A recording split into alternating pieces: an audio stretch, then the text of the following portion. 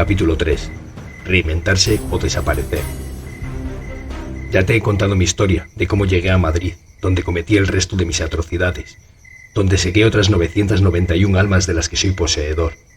Te he relatado cómo fue mi infancia, te he descrito a la perfección mis 5 primeras experiencias cuando solo era un niño. Te he contado la historia de mi primer amor, su trágico final y de la primera vez que yo fui atacado.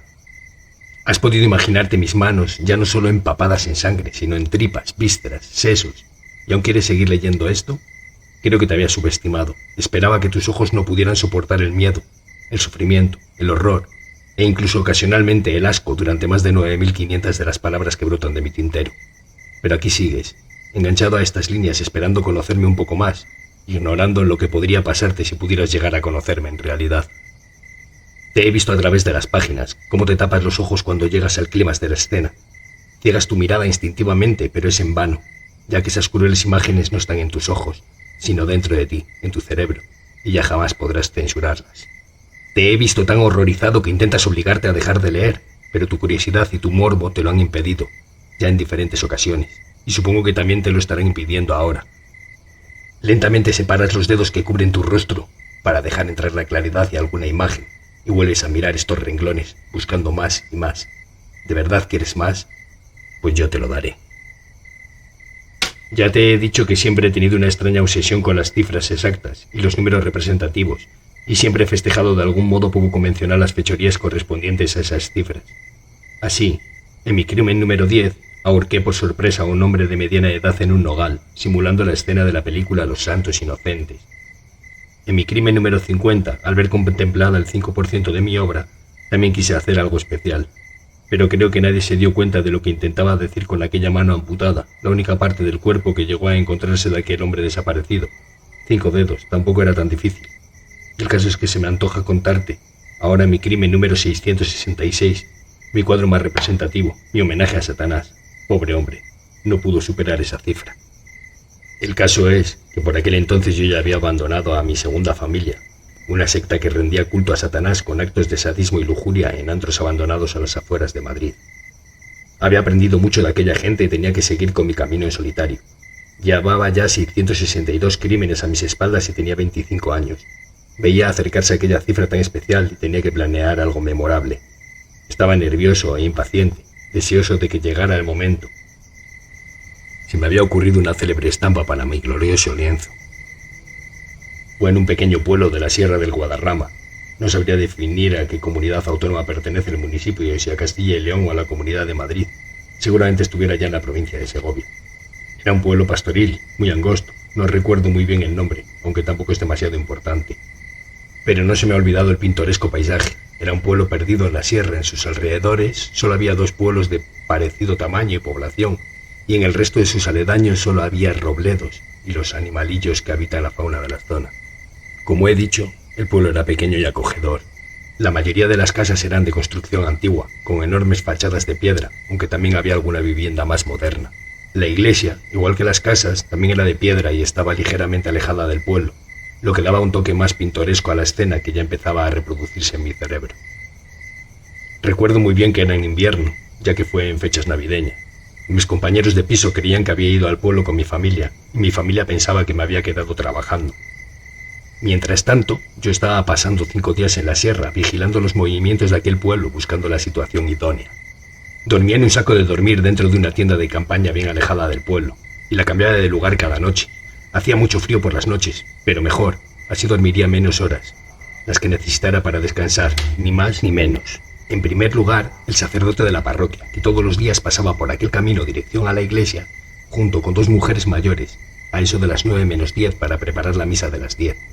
Estaba claro, el homicidio 666 tenía que ser aquel mensajero de Dios, y tenía que ser en la iglesia, pero para eso tendría que cometer antes otros 3 homicidios, las 2 mujeres que la acompañaban y aún me faltaría uno. Después de ellos nadie pasaba por aquel camino hasta minutos antes de que empezara la misa, cuando pasaban como otra docena de párrocos. Así que tenía que segar el alma 663 antes de entrar en aquella iglesia para llevar a cabo aquella atrocidad. Ahí es donde entra la segunda historia que me llamó la atención. Era un hombre claramente enfermo, ya que no podía ni hablar, debido a que tenía hecha una traqueotomía, llevaba el agujero cubierto con un pañuelo, y sobre el pañuelo una bufanda para taparse del frío. El caso es que todos los días al ponerse el sol paseaba por ese camino que yo custodiaba, dirigiéndose a una laguna que estaba a unos 10 minutos a pie desde la iglesia. Luego regresaba a casa, donde vivía solo. No sé por qué lo había estado vigilando, seguramente fuera viudo o divorciado. Da igual, eso no tenía la menor importancia. Lo único importante era que él era la persona perfecta para dejar encaminado mi tributo a Satanás. Debido a esa nostalgia que le hacía visitar aquella laguna todos los días al atardecer, sería mucho más sencillo lograr mi objetivo. Fue el jueves, a eso de las 8:30. El sol empezaba a caer y aquel hombre no me defraudó. Como todos los días paseaba por aquel camino donde yo esperaba agazapado, observándolo entre los matorrales. Caminaba tranquilo, sin saber que la muerte le esperaba en aquel oscuro camino, que no duraría demasiado en sentir la retahíla de atroces torturas que podría hacerle. Pero lo primero era abrir aquella iglesia. Tenía que ser allí, necesitaba que fuera allí. No podía dejar de imaginar la cara que pondrían el cura y las dos beatas cuando se encontraran con la macabra escena que tenía planeada para ellos, para su final terrenal. La adrenalina circulaba por todo mi cuerpo mientras con una ganzúa intentaba forzar aquella vieja cerradura del portón de la iglesia. Ya hacía unos minutos que aquel hombre había pasado por el camino y no iba a tardar mucho en estar de regreso. Volví a alejarme del foco de la iglesia, que era el último de esa calle, y me refugié entre los matojos en la oscuridad del camino. No se veía nada, no estaba seguro de que aquel hombre no me hubiera visto al salir de la iglesia y asustado no pasara por allí, o todavía peor, que tuviera un teléfono móvil y llamar para avisar. Me estaba poniendo muy nervioso, ni siquiera escuchaba los pasos. Estaba a punto de levantarme para ir a ver qué sucedía, cuando de repente oí un carraspeo. Era aquel hombre que estaba en medio del camino parado, observando, no sabía qué hacer. Ahora podía verlo perfectamente en la oscuridad. Allí estaba, congelado. Pero, ¿por qué no se movía? ¿Me habría visto al esconderme? Cada segundo que pasaba me ponía más nervioso, hasta que por fin volvió a caminar a ritmo más lento de lo habitual. Pasó por delante de mí sin ni siquiera torcer la mirada. Estaba claro que no me había visto y yo me estaba montando películas en la cabeza. Respiré aliviado al ver que pasaba de largo. No sé por qué me puse tan nervioso. Podría haber acabado con su vida en cualquier lugar, en cualquier momento y en cualquier circunstancia, pero supongo que necesitaba que todo saliera perfecto. Pero al llegar a la claridad pude ver cómo alteraba su rumbo habitual dirigiéndose a la iglesia. Estaba claro lo que sucedía, aunque no sabía dónde estaba porque no me había visto esconderme, sí que me había visto salir corriendo de allí y seguramente pensara que había ido a robar, y por eso se quedaría parado en medio de la oscuridad, intentando escuchar algún coche. Me moví de mi escondite sigilosamente, acercándome lentamente a la iglesia para que el hombre no se percatara de mi presencia. Él había abierto la puerta de la iglesia que yo había forzado y se había adentrado un par de pasos para observar si había alguien, enfocando con su linterna. Yo me acerqué por su retaguardia tan sigilosamente que ni siquiera se había percatado hasta que logré agarrarle del cuello por la espalda a la vez que le daba una patada en el palo que utilizaba de bastón. Lo levanté unos centímetros del suelo y luego lo impulsé para que cayera de espaldas violentamente contra el suelo. El golpe le dejó aturdido unos instantes, en los que me abalancé sobre él y le arrebaté la bufanda y el pañuelo que cubrían aquella intervención quirúrgica, dejando a la vista aquel aparato que le ayudaba a respirar. Se lo arranqué de un tirón. Pensé que sería más pequeño, pero lo cierto es que el manguito estaba incrustado unos 5 centímetros. La herida suturaba mucha sangre, así que debía darme prisa para completar mi cuadro. Introduje mis dedos en la herida y lo arrastré por el pasillo que describían los bancos colocados a ambos lados, hasta llegar al frente del altar. Allí dibujé un círculo de unos 3 centímetros de diámetro utilizando su cuerpo al arrastrarlo, a modo de pincel, mientras esparcía la sangre que cada vez manaba con más abundancia. Aquel hombre quería gritar, pero ya hacía mucho que no podía hacerlo. Quería revolverse, pero tampoco tenía fuerzas, solo que le quedaba la posibilidad de morir con algo de dignidad. A decir verdad, creo que todavía seguía vivo cuando lo até con su propia ropa a aquella cruz enorme que había en el altar. Me pareció que todavía soltaba algún tímido quejido cuando atravesaba su costado con el palo que utilizaba para caminar. No podía dejar de imaginar las caras del cura y de aquellas dos beatas cuando entraran por la puerta y contemplaran la estampa que les tenía preparada. Apenas había gozado del clímax del momento al arrebatarle la vida a aquel hombre. Solo podía pensar en mi tributo, en lo que estaba haciendo y por qué lo estaba haciendo. Estaba tan pendiente de que el final fuera majestuoso que me olvidé de disfrutar de cada pincelada. Ya estaba la cena pintada y solo quedaba esperar a la mañana siguiente, pero aún faltaba varias horas para el amanecer. Así que decidí salir de allí e irme a refugiar, como las noches atrás, en la arboleda para echar una cabezada. A la mañana siguiente, cuando los primeros rayos de sol atravesaban con timidez las oscuras nubes que poblaban el cielo, yo me desperté, cubierto del rocío pero refugiado en mi saco de dormir. El sueño había sido reconfortante y me sentía cargado de energía. Sacudí el saco, lo recogí y volví a ocultarlo en la maleza y me dirigí a la iglesia. Sería un poco más de las 8 cuando llegué, así que me tocaba esperar. Ya sabes lo impaciente que soy cuando tengo que esperar mucho y lo nervioso que me pongo. Pues a eso puedes sumarle el terrible enfado que sentí cuando vi aparecer al cura y solo venía con una de las beatas. Así no me valía, necesitaba otra alma antes de segar la del sacerdote. Solo con la de una de las mujeres no me servía. ¿Recuerdas lo que te dije al principio acerca de nunca dudar? Pues eso es lo que hice. No podía variar el plan, así que fui detrás de ellos con esa destreza que ya te he descrito antes para perseguir a alguien sin ser visto. La ira y la frustración que sentía en ese momento me hicieron precipitarme y dejar inconscientes a mis 2 víctimas antes de tiempo, justo al abrir la puerta, antes de que pudieran contemplar mi obra. Los amordacé bien para que cuando despertaran no pudieran chillar. A ella le até las manos juntas a sus espaldas y a sus tobillos. A él lo arrastré hasta el frente del presbiterio, donde había dibujado una estrella satánica dentro de un círculo con la sangre de aquel hombre crucificado en el altar. El círculo estaba lleno de velas que eran la única iluminación de la estancia.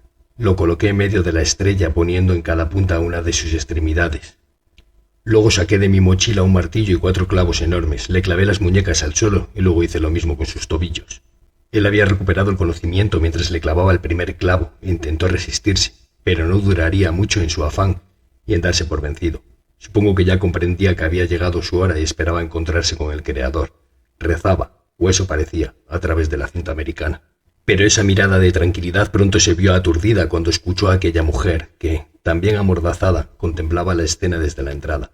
Fui a por ella y la arrastré de los pelos hasta él, y cuando tuve la cabeza encima del pecho del sacerdote, le corté el cuello con mi viejo cuchillo y dejé que se derramara toda la sangre encima de él. No sabría decir quién agonizaba más. Ella, que no podía porque solo podía expulsar sangre en cada bocanada, además que no duró mucho en morir entre espasmos y temblores, o él, que gritaba silenciado por la cinta, más que si la herida se lo hubiera producido a él mismo. Pensé en terminar con su agonía en ese preciso momento y dejar que se convirtiera en mi víctima 665. Me alegro de no haberlo hecho, porque si no, no hubiera concluido mi obra. Salí fuera de la iglesia. Entre unos matojos había ocultado unas latas de gasolina. Las cogí y regresé. Al entrar cerré la puerta y la tragué con un banco para que nadie se entrometiera. Luego empecé a empapar con la gasolina toda la iglesia ante los llorosos ojos del sacerdote. Cuando, de repente, escuché un sonido muy peculiar, el de un timbre de bicicleta. Me asomé por una pequeña rendija de la puerta y al fondo de la calle, a la entrada del pueblo, vi a un chico con una bicicleta que parecía dirigirse hacia allí. Corrí hacia la sacristía y me puse una de sus sotanas. Volví a apartar el banco y salí a la calle justo en el momento en el que pasaba el chaval. Chico, ¿puedes entrar un momento?, le pregunté. Lo siento, señor, es que mi familia no es católica. Yo no voy a ir a misa, me dijo aquel chico. Vale, no me importa que seas creyente, es que necesito mover unos bancos antes de misa y pensé que podrías echarme una mano, pero si no quieres no pasa nada. Intentaba convencerle yo. Bueno, si es solo eso, puedo ayudarle y marchar antes de que empiece la misa, me respondió apoyando la bici en la pared y dirigiéndose conmigo a la puerta. Y el señor Rogelio se interesaba por el cura, porque a pesar de no ser católico conocía muy bien a aquel hombre. Se ha puesto malo y me ha mandado a mí a hacerle el relevo, le dije para salir del paso mientras por la rendija de la puerta podía ver algo de fuego. Seguramente la gasolina había amanado hasta alguna de las velas y se había prendido. Nada más abrir la puerta agarré a aquel chico por la camiseta y lo empujé hacia adentro. Ya era un adolescente de no menos de 15 años y pesaría unos 60 kilos, que no sirvieron de impedimento para que lo agarrara del cuello, lo levantara del suelo y en volandas lo llevara hasta el frente del altar, donde esperaba el sacerdote con mirada horrorizada. Lo coloqué al otro lado y repetí la escena de la mujer, pero sin necesidad de atar y amordazar al chico, ya que estaba en estado de shock y ni siquiera se movió ni un instante. Incluso antes de que los últimos espasmos de sus extremidades sucumbieran, pude ver cómo se humedecía su pantalón. Literalmente se había orinado de miedo. Luego manché mi mano con la sangre del chico y escribí los 3 seises encima del círculo. Pensaba arrancarte los ojos, pero prefiero que veas el infierno. Le dije al cura mientras señalaba al fuego, que ya se estaba comiendo los bancos y el altar. Tenía que salir de allí cuanto antes, ya que pronto se vería el fuego. Es que cogí mi cuchillo, se lo clavé en la barriga y corté hacia arriba, aprovechando el cartílago de las costillas para poder abrirlo hasta la barbilla, con relativa facilidad. En mis 666 crímenes, ahora sí puedo decirlo, había aprendido muchos trucos. El fuego lo estaba devorando todo, así que me lavé las manos en la pila del agua bendita y salí corriendo de allí antes de que nadie pudiera ver las llamas, incinerando ya el techo del santuario. Parte 2. ¿Qué recuerdos me traen aquellas llamas? Mi cerebro reproduce a menudo escenas de mis crímenes, y en especial los de aquel día. Sobre todo ahora, en los últimos tiempos, esos recuerdos son los que me dan fuerzas para continuar día tras día, sintiendo cómo se pudren mis huesos enterrados tras los barrotes de mi celda. Si no fuera por esas imágenes, esos recuerdos, terminaría olvidándome de quién soy, me volvería loco. El recuerdo que más me entusiasma no es de ninguna de las decapitaciones, ni de cómo desparramaba las tripas de aquel sacerdote, ni el de cómo dibujaba la cruz de 5 puntas con la sangre de aquel hombre. No, ni siquiera era un recuerdo sangriento. Cuando corría huyendo del lugar del crimen, me detuve y contemplé la imagen desde la distancia. Aquel pueblo estaba perdido en la sierra, tanto que entre el tiempo que tardaron los vecinos en avisar a los bomberos y el que tardaron estos en llegar, las llamas ya habían alcanzado el tejado. No fue mucho el tiempo que estuve parado contemplando la escena, pero sí el suficiente como para recordar las llamas envolviendo todo el templo sagrado. Dios, me excito solo de recordarlo. ¿Puedes verlo tú también? ¿Puedes sentir el calor de las llamas incinerando el recuerdo de mi homenaje al rey de las tinieblas? Sí, veo en tu mirada que has podido sentirlo. Incluso pudiste percibir el olor que produce la madera al ser incinerada junto con el olor a carne quemada. Te olía como a parrilla, ¿verdad? Sé que sí, y sé que en el fondo de tus adentros te gustó, incluso te excitó ese olor, igual que te excita visualizar las imágenes de los actos que te voy contando. Lo sé, no soy el único psicópata aquí. Yo hice lo que hice y no me arrepiento, pero tú revives esos actos dentro de tu cabeza. Impides que mueran en el olvido aquellas atrocidades, al leer línea tras línea. Tú eres tan culpable como yo, pues tú estás despertando esta historia. Ha sido tu propia elección. Te advertí desde el principio que lo dejaras, que no sabías lo que estabas haciendo, pero tú necesitabas saber más. Tu curiosidad te ha llevado hasta aquí, y estoy completamente seguro que estás deseando conocer el siguiente crimen que tengo pensado para contarte.